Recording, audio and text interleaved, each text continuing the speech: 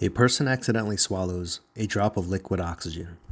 It gives us the density of the liquid oxygen, gives us the volume of the liquid oxygen, and it's asking us to solve for the volume of gas produced once this liquid turns into a gas in a person's stomach. We're given temperature of the gas and the pressure of the gas. What we're solving for is the volume of gas. And we're also given the temperature, which is 37 degrees Celsius. Let's add 273 to that, because all the gas laws are proportionality statements. So we'll need absolute scales. We need scales that start at 0. In other words, we need the Kelvin scale.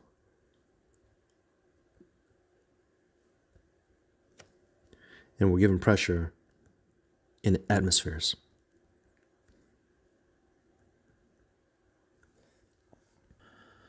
All right, now we're also given some other information about the liquid. We're told the density of the liquid oxygen is 1.149 grams per milliliters. We're also given the volume of the liquid swallowed is 0.050 milliliters.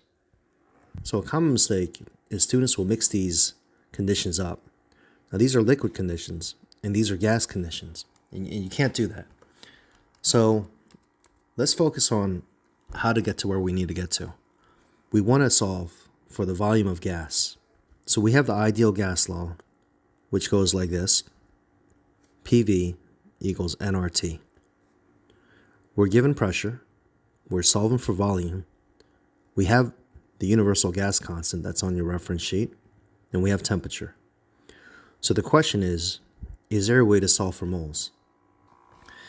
So the other information we're given is the density and the volume of the liquid. Notice we have grams in a unit in one of the given measurements. And we know we can turn grams into moles using molar mass. Anytime we want to go between mass and moles, or moles and mass, we can use the molar mass as our conversion factor. All right, so let's try to get grams isolated. So let's start with what we're given: 0.050 milliliters of oxygen. This is liquid oxygen now. And we're going to use the density, which is given to us, 1.149 grams of liquid oxygen per milliliter. These units are going to cancel out.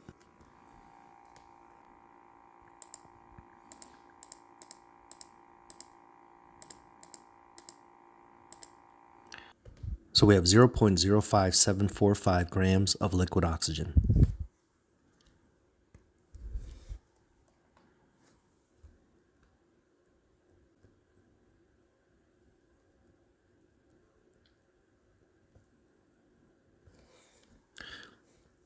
Now we can turn that into moles using the molar mass.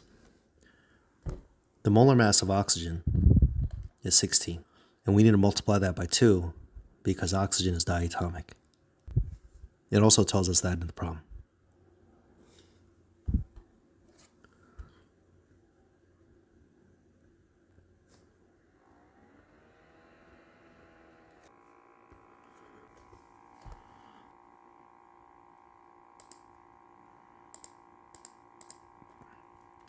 So we have 1.80 times 10 to the negative 3 moles of oxygen.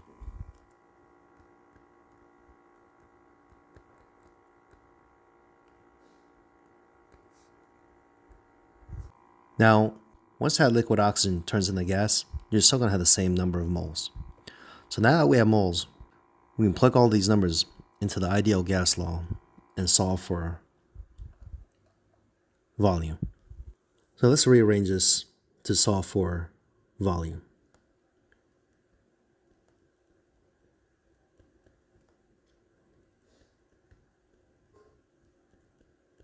So we'll divide through by pressure to do that. Now the number of moles, which we just calculated,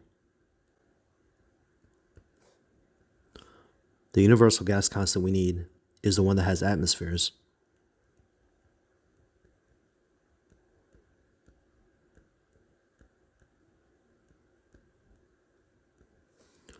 And temperature we converted earlier,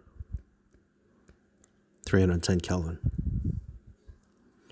And this is all over 1, atmospheres.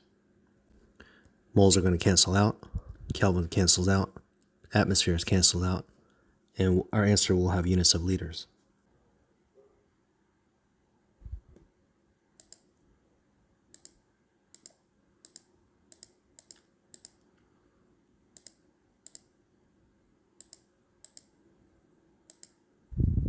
Our final answer should have 2 significant figures because the measurement in atmospheres as well as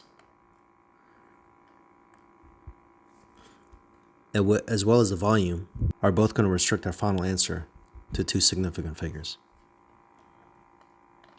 So our final answer is 4.6 times 10 to the negative 2 liters, which is also equal to 46 milliliters.